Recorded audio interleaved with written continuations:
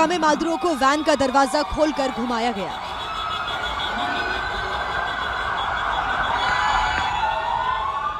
तीन दिन पहले तक एक देश के राष्ट्रपति रहे मादुरो अब अमेरिका में कैदी की तरह वैन के अंदर बैठे थे और अमेरिकी सैनिक उनकी इज्जत उतारने के लिए वैन का दरवाजा खोलकर उन्हें न्यूयॉर्क में घुमा रहे थे।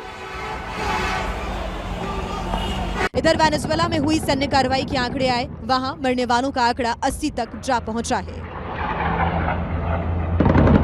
हालांकि एक दूसरे वीडियो में वेनेजुएला भी अमेरिका पर हमला करता दिखा। उस रात अमेरिका के हेलीकॉप्टर पर मिसाइलें दागी गई थीं। क्योंकि ईरान इकलौता ऐसा ताकतवर मुस्लिम देश है जिसने अमेरिका को कुछ हद तक चुनौती दी।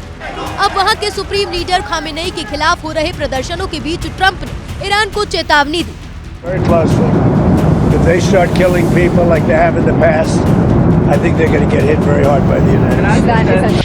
ट्रंप की धमकी के बीच खबरें हैं कि ईरान में प्रदर्शन कर रहे 41 लोगों को मार दिया गया।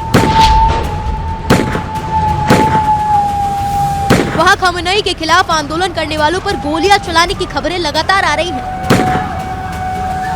और तो और अमेरिका को चिढ़ाने के लिए राजधानी तेहरान में बैनर लगाए गए जिसमें अमेरिका और इजरायली सैनिकों के कॉफिन को दिखाते हुए अमेरिका को अंजाम भुगतने की धमकी दी गई। दुनिया के सबसे बड़े आइलैंड ग्रीनलैंड के 80% हिस्से में बर्फ रहता है। अपनी खुद की सरकार के साथ वहाँ डेनमार्क का शासन चलता है। अब ट्रंप उसे हथियाना चाहते हैं। We need Greenland from a national security situation. It's so strategic.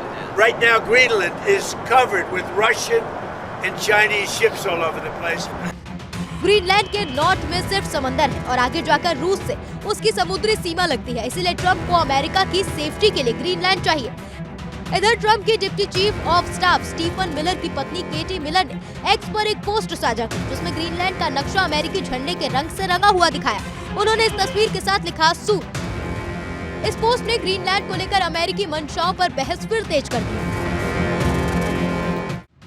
Venezuela की कार्यवाहक राष्ट्रपति डेल्सी रोड्रिग्स को ट्रंप ने सीधी चुनौती दी कि अगर वो अमेरिका के हिसाब से नहीं चली तो उन्हें इसका अंजाम भुगतना होगा।